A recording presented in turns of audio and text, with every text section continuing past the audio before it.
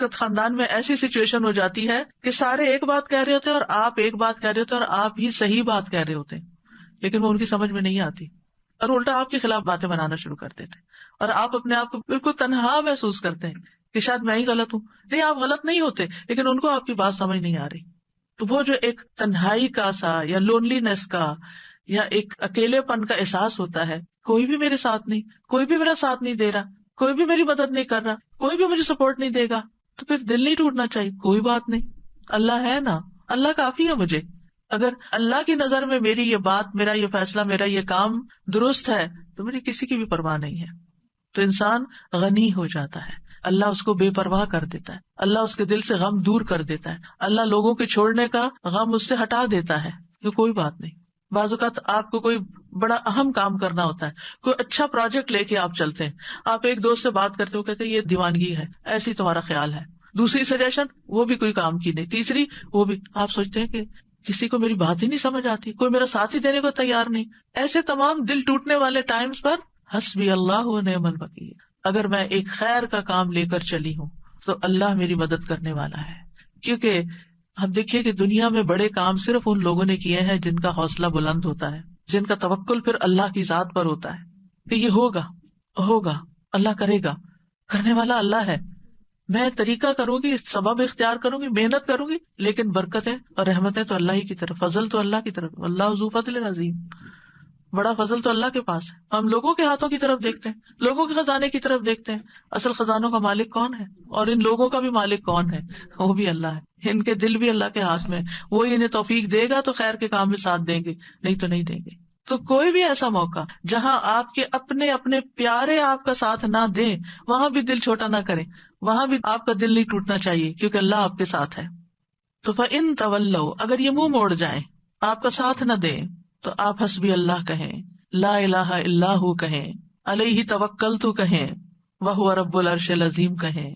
ایک چھوٹی سی دعا کے اندر ہر پارٹ جو ہے اس کا بہت پاورفل ہے.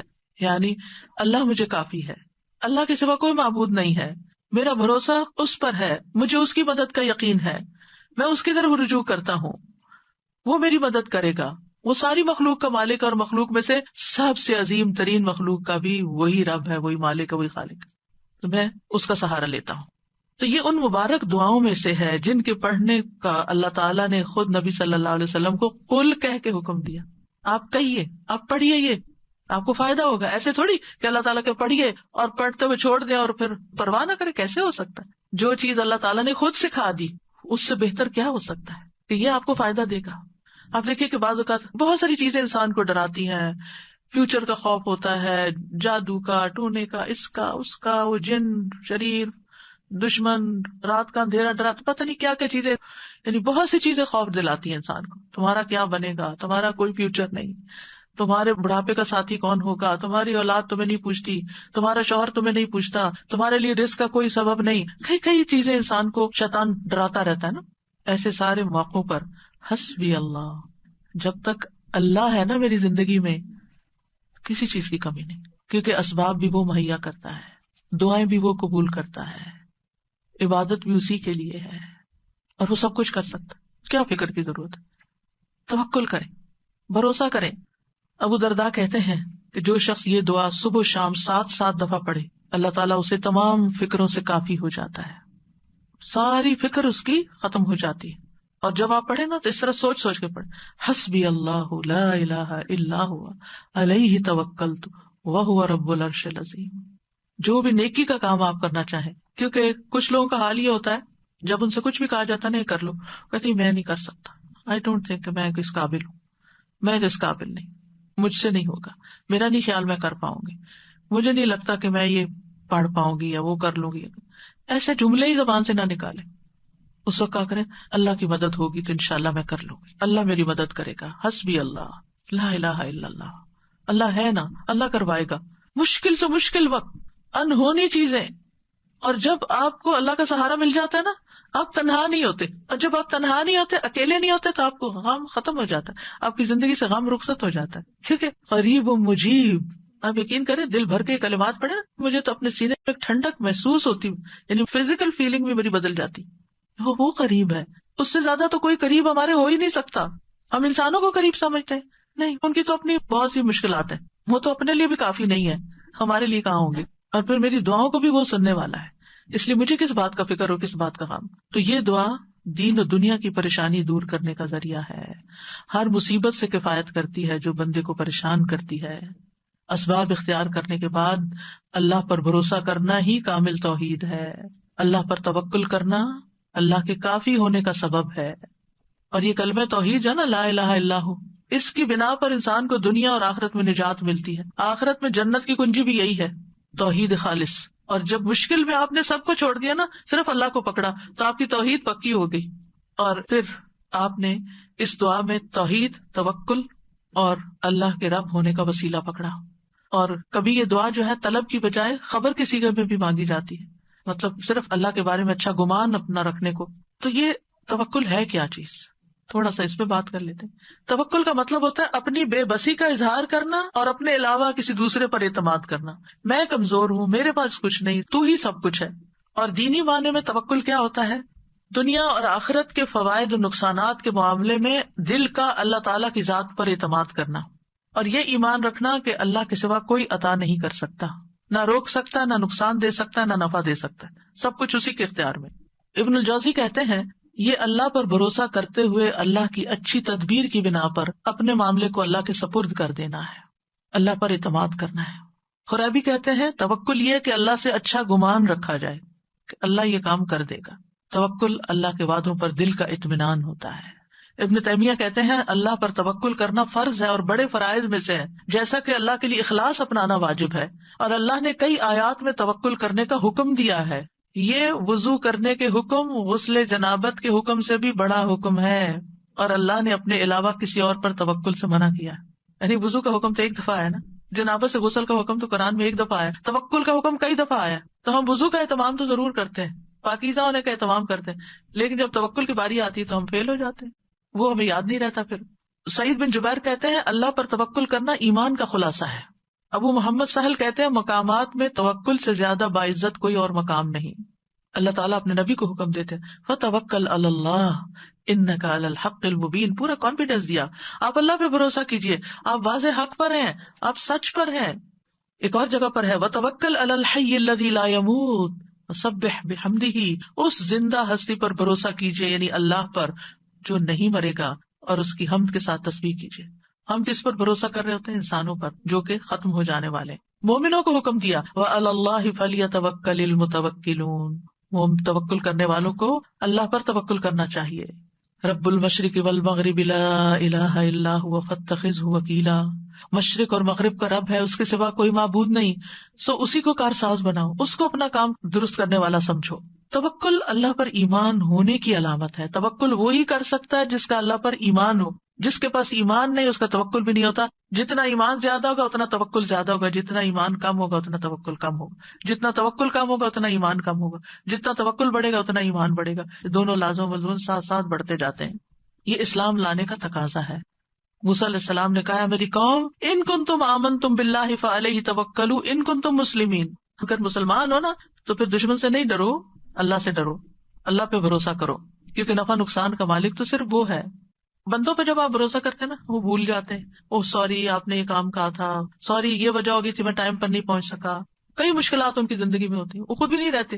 لیکن اگر آپ اللہ پہ بھروسہ کرتے ہیں تو اللہ تعالیٰ کو ہمیشہ ہے، ہمیشہ رہے گا، اور وہ ہمیشہ مدد کر سکتا ہے۔ حالات تبدیل ہوتے رہتے ہیں، لوگ آپ کی زندگی میں تبدیل ہوتے رہتے ہیں، جگہ تبدیل ہوتی رہتی ہیں، سچویشن تبدیل ہوتے رہتے ہیں، لوگوں کی لائلٹیز تبدیل ہوتی رہتی ہیں، لوگوں کے دل بدلتے رہتے ہیں، مالی حالات بدلتے رہتے ہیں۔